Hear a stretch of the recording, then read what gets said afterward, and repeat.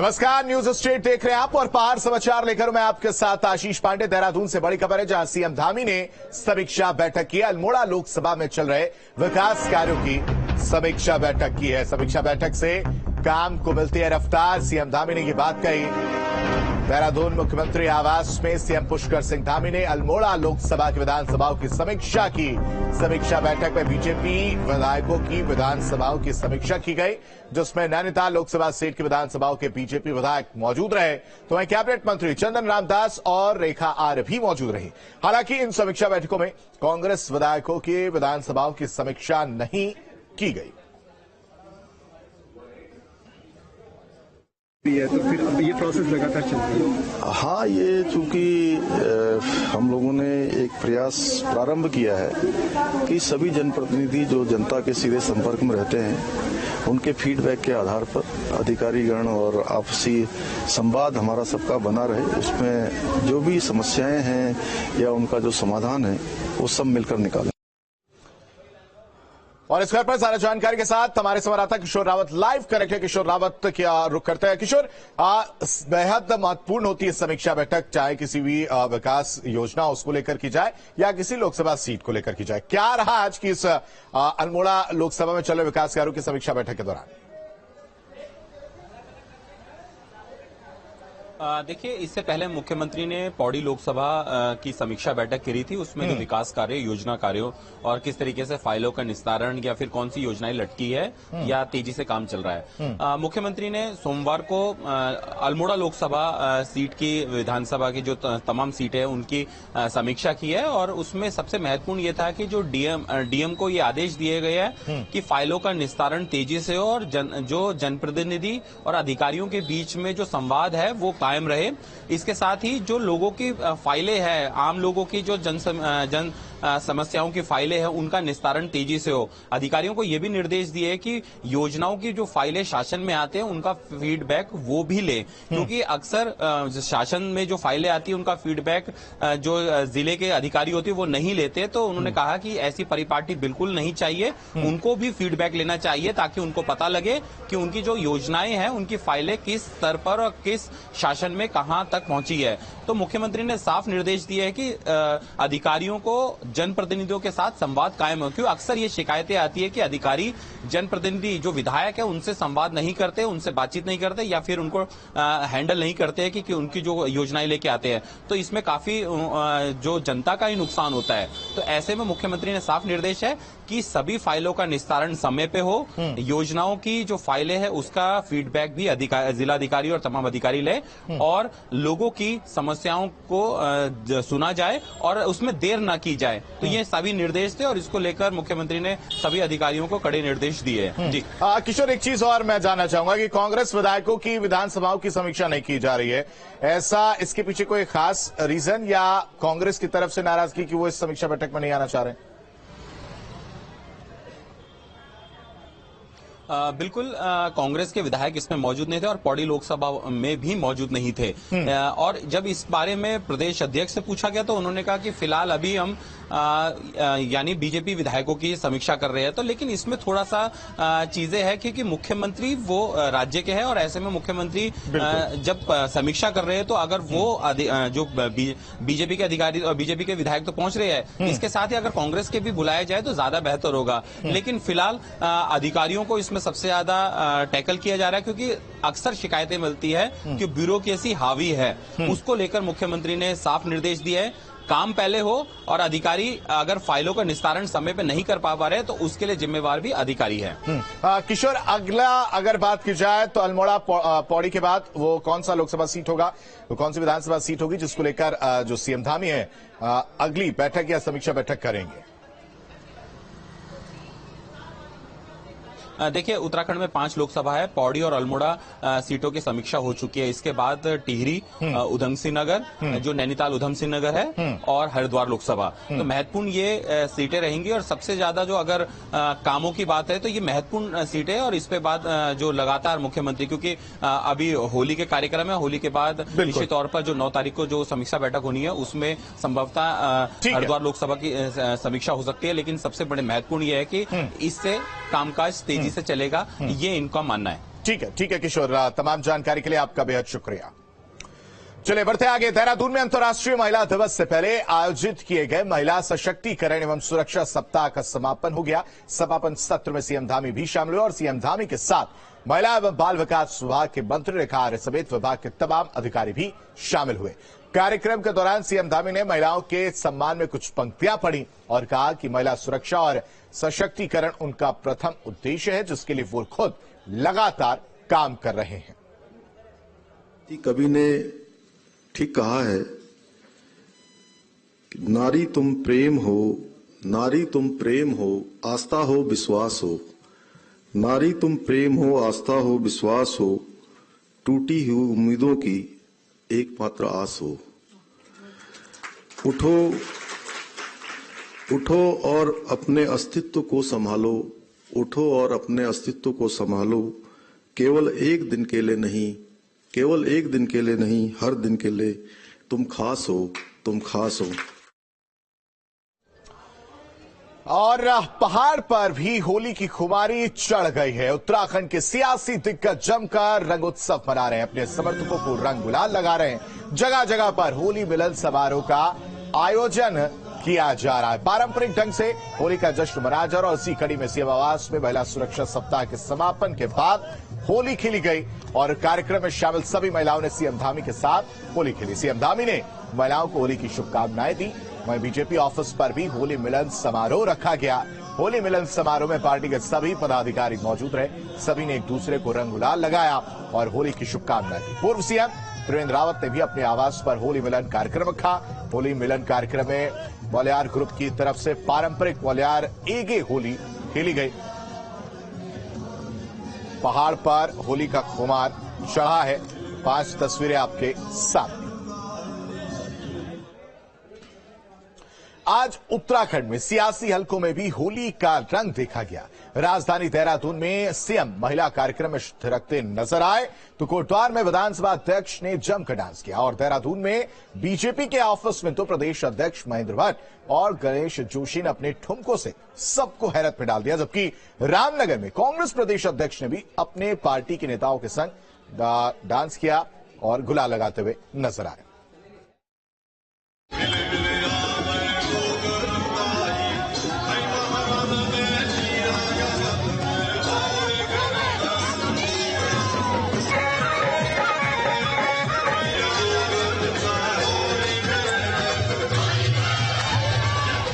उत्तराखंड इन दिनों होली के रंग से सराबोर है। मुख्यमंत्री पुष्कर सिंह धामी महिला दिवस सप्ताह के कार्यक्रम में शरीक हुए, जहां होली मिलन का कार्यक्रम भी था। इस दौरान महिलाओं ने फूलों की होली खेली, जिसमें सीएम धामी भी शामिल रहे।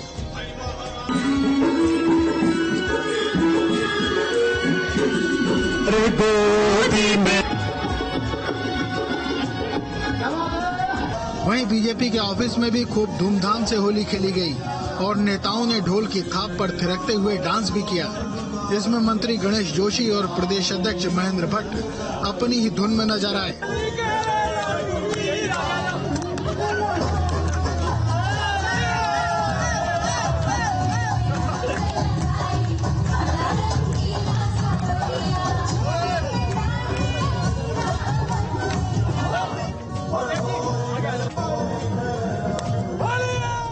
निश्चित रूप से, क्योंकि फूलों की नगरी, फूलों का व्यवहार उत्तराखंड के अंदर दिखाई देता है। हर जगह अनेकों फूल है, अनेकों रंग है और मेरी देवभूमि है।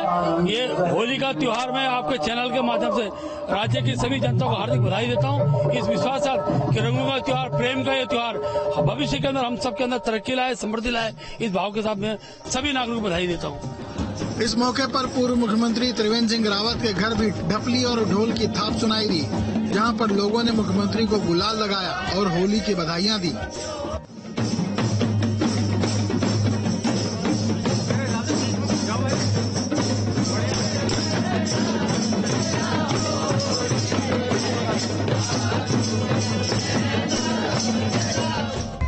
कोटद्वार में विधानसभा अध्यक्ष रितु खंडूड़ी की ओर से आयोजित होली मिलन कार्यक्रम में होली के गीतों की धूम रही। विधानसभा अध्यक्ष ने महिलाओं और कार्यकर्ताओं के साथ गुलाल और फूलों की होली खेली, जमकर गुलाल उड़े। सांस्कृतिक विभाग की ओर से कलाकारों ने होली के गीतों की प्रस्तुति दी। खुद विधानसभा अध्यक्ष कार्यकर्ताओं के साथ थिरकती नजर आईं।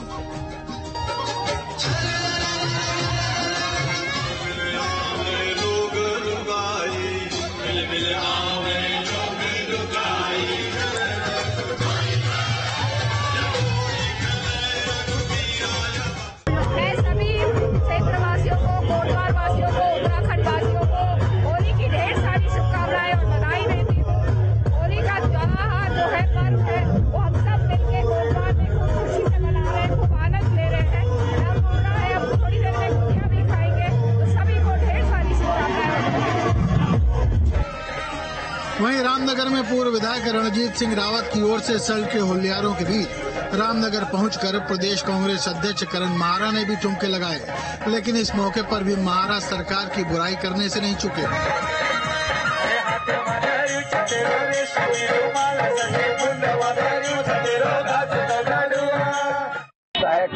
उसके भी पेपर जो है 4 पेपर के सेट है, चारों एक दूसरे के रेप्लिका है, तो सरकार अखंड डूबी हुई है। इसीलिए इस तरीके का कोई कार्रवाई जो कमिश्नर हो चाहे कोई वो नहीं कर पा रहा। फागुन की बयार और होली के शोर के बीच कांग्रेस की शिकायत का कहीं पता नहीं।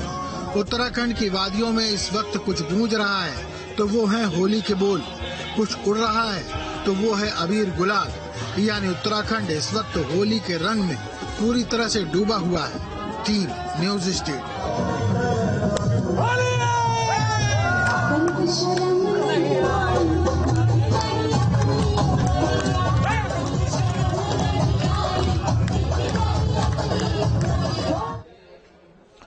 और टिहरी से बड़ी खबर है, जहां 8 मार्च को लेकर आदेश जारी कर दिया गया। टिहरी बांध जलाशय में सभी गतिविधियों पर रोक लगा दी गई है। Boat jet ski jet attack पर प्रतिबंध रहेगा। अपर मुख्य कार्यकारी अधिकारी ने जारी किए हैं आदेश। होली को लेकर आदेश जारी कर दिए गए हैं। टिहरी बांध जलाशय में सभी गतिविधियों पर रोक लगा दी गई है। उत्तराखंड में सरकार के पारदर्शी परीक्षा कराने के दावों पर एक बार फिर विपक्ष ने सवाल उठाए।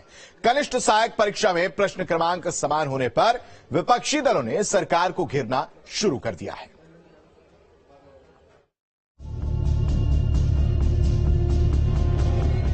कनिष्ठ सहायक भर्ती परीक्षा पर सवाल। पेपर के सीरियल नंबर समान होने पर बवाल।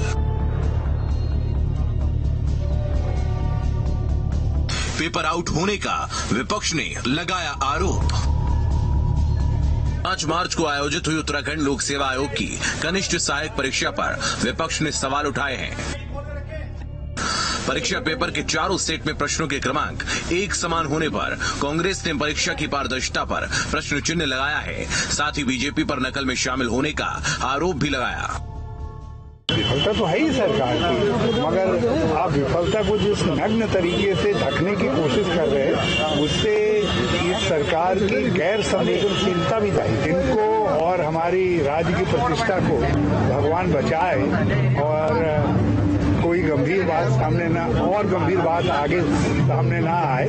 लेकिन जो कुछ इस समय बातें आई हैं और जिस तरीके से बातें रखी गई हैं, यदि वो सत्यता है तो चिंताजनक है।